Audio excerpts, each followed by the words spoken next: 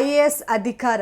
IAS ಅಧಿಕಾರಿ ಅಂತಂದರೆ ಒಂದು ಗೌರ್ಮೆಂಟ್ ಎಂಪ್ಲಾಯಿ ಅಲ್ಲ, ಅವರು ಪಬ್ಲಿಕ್ ಸರ್ವಿಸ್ ಮಾಡಬೇಕು ಅಂತ ಹೇಳಿ ಚೂಸ್ ಮಾಡ್ಕೊಳ್ಳೋ ಒಂದು ಪ್ರೊಫೆಷನ್ ಈ IAS ಅಧಿಕಾರಿ.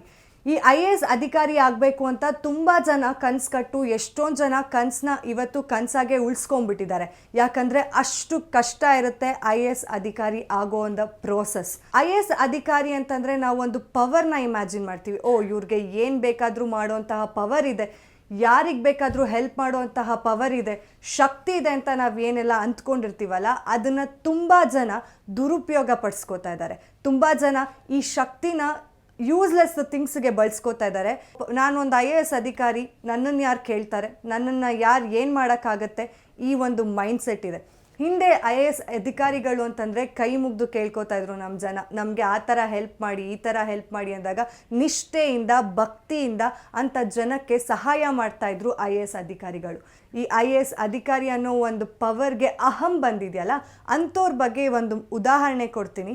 ಈ ಉದಾಹರಣೆಗೆ ಯುವತಿ ಕಾರಣ. ಆ ಯುವತಿ ಬೇರೆ ಯಾರು ಅಲ್ಲ, ಅವಳ ಹೆಸರು ಪೂಜಾ ಕೇಡ್ಕರ್. ಒಂದು ಟ್ರೈನಿ IAS ಆಫೀಸರ್ ಆಗಿರೋ ಈ ಪೂಜಾ ಕೇಡ್ಕರ್ ನನಗೆ ಲೆಟರೇಟ್ಸ್ ಕೊಡಿ, ನನಗೆ ಒಂದು ಸಪ್ರೇಟ್ ಚೇಂಬರ್ ಕೊಡಿ, ಆ ಚೇಂಬರಲ್ಲಿ ಅಟ್ಯಾಚ್ಡ್ ಬಾತ್ರೂಮೇ ಇರಬೇಕು, ಇಲ್ಲಾಂದರೆ ನಾನು ಅದನ್ನು ಒಪ್ಕೊಳ್ಳೋದಿಲ್ಲ, ನನಗೆ ಅಂತ ಒಂದು P1 ಬೇಕು, ಈ ಥರ ಡಿಮ್ಯಾಂಡ್ ಮಾಡ್ತಾ ಇದ್ದಾರೆ. ಇನ್ನೂ ಇವರು IAS ಆಫೀಸರ್ ಆಗೇ ಇಲ್ಲ, ಆಗ್ಲೇ ಇಷ್ಟೆಲ್ಲ ಡಿಮ್ಯಾಂಡ್ ಮಾಡ್ತಾ ಇದ್ದಾರೆ. ಇದನ್ನು ಯಾರು ತಾನೇ ಸಹಿಸ್ಕೊತಾರೆ?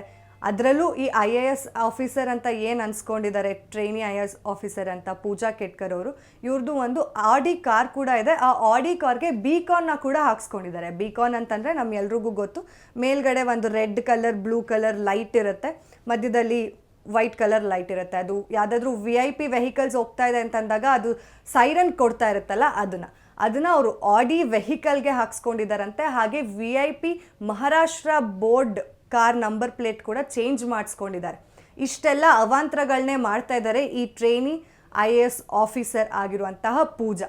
ಇದನ್ನು ನೋಡ್ಕೊಂಡು ಯಾರಾದರೂ ಸುಮ್ಮನೆ ಇರ್ತಾರಾ? 100% ಇಲ್ಲ. ಈ ಟ್ರೈನಿನ ಟ್ರಾನ್ಸ್ಫರ್ ಮಾಡಬೇಕು ಅಂತ ಹೇಳಿ ಜನರಲ್ ಸೆಕ್ರೆಟ್ರಿಗೆ ಕೂಡ ಒಂದು ಲೆಟರ್ನ ಬರೀತಾರೆ ಅಲ್ಲಿನ ಸ್ಥಳೀಯ ಅಧಿಕಾರಿಗಳು. ಇವ್ರನ್ನ ದಯವಿಟ್ಟು ಟ್ರಾನ್ಸ್ಫರ್ ಮಾಡಿ, ಇವ್ರು ಇಷ್ಟೆಲ್ಲ ಡಿಮ್ಯಾಂಡ್ಸ್ ಮಾಡ್ತಾ ಇದ್ದಾರೆ, ಅದನ್ನು ನಾವು ಫುಲ್ಫಿಲ್ ಮಾಡ್ಕೊಳಕ್ಕಾಗೋದಿಲ್ಲ, ಇವ್ರದ್ದು ಅತಿಯಾಗಿದೆ ಅಂತ ಹೇಳಿ ಒಂದು ಲೆಟರ್ ಕೂಡ ಬರೀತಾರೆ ಅಲ್ಲಿನ ಸ್ಥಳೀಯ ಅಧಿಕಾರಿಗಳು. ಈ ಟ್ರೈನಿ IAS ಆಫೀಸರ್ ಪೂಜಾಗೆ ಅವ್ರ ತಂದೆ ಸಪೋರ್ಟ್ ಇದೆ. ಅವ್ರ ತಂದೆ ಬೇರೆ ಯಾರೂ ಅಲ್ಲ, ದಿಲೀಪ್ ಕೇಡ್ಕರ್. ಇವರು ಒಬ್ಬ ರಿಟೈರ್ಡ್ ಅಡ್ಮಿನಿಸ್ಟ್ರೇಟಿವ್ ಆಫೀಸರ್. ಇವರು ಲಾಸ್ಟ್ ಲೋಕಸಭಾ ಎಲೆಕ್ಷನ್ಸಲ್ಲಿ ಕೂಡ ಇವ್ರು ನಿಂತಿದ್ರಂತೆ ಎಲೆಕ್ಷನ್ಗೆ.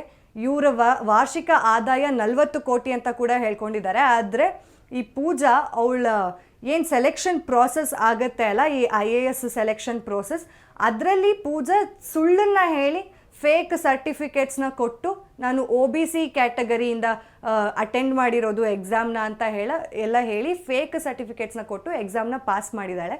ಇದ್ರ ಬಗ್ಗೆ ಸಾಕಷ್ಟು ಚರ್ಚೆ ಆಗ್ತಾ ಇದೆ.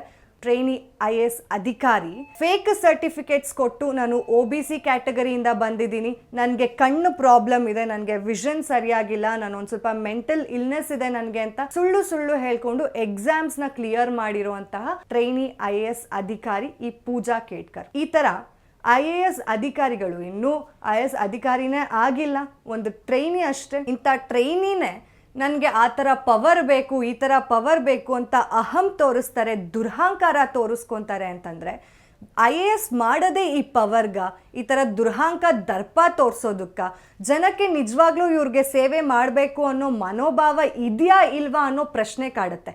ಯಾಕಂತಂದರೆ ಇನ್ನೂ ಯೂತ್ಸ್ ಇವರು ಸಾಕಷ್ಟು ಒಳ್ಳೆ ಕಾರ್ಯಗಳನ್ನ ಮಾಡಬೇಕು ಮುಂದೆ ಜೀವನದಲ್ಲಿ ಅನ್ನೋ ಒಂದು ಆಶಾಭಾವ ಇಟ್ಕೊಳ್ಬೇಕಾಗಿರುವಂತಹ ಯೂತ್ಸ್ಗಳು ಈ ಥರ ದರ್ಪ ತೋರಿಸ್ತಾರೆ, ಅಹಂಕಾರ ತೋರಿಸ್ತಾರೆ ಅಂತಂದರೆ ನಿಜಕ್ಕೂ ಇದೊಂಥರ ಬೇಸರ ಆಗತ್ತೆ.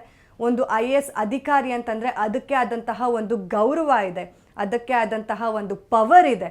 ಅದನ್ನು ಯಾವುದೇ ಕಾರಣಕ್ಕೂ ದುರುಪಯೋಗ ಪಡಿಸ್ಕೋಬೇಡಿ, ಆ ಪವರ್ನ ಒಂದು ಒಳ್ಳೆ ಕಾರ್ಯಕ್ಕೆ ಉಪಯೋಗಿಸ್ಕೊಳ್ಳಿ ಅಂತ ಹೇಳ್ತಾ ಇದ್ದೀನಿ. ಇದಾಗಿತ್ತು ಇವತ್ತಿನ ಸ್ಪೆಷಲ್ ಸ್ಟೋರಿ. ನೋಡ್ತಾ ಇರಿ ಗ್ಯಾರಂಟಿ ನ್ಯೂಸ್. ನಾನು ಚಂದನ. ಗ್ಯಾರಂಟಿ ನ್ಯೂಸ್, ಸುದ್ದಿ ಖಚಿತ, ನ್ಯಾಯ ನಿಶ್ಚಿತ.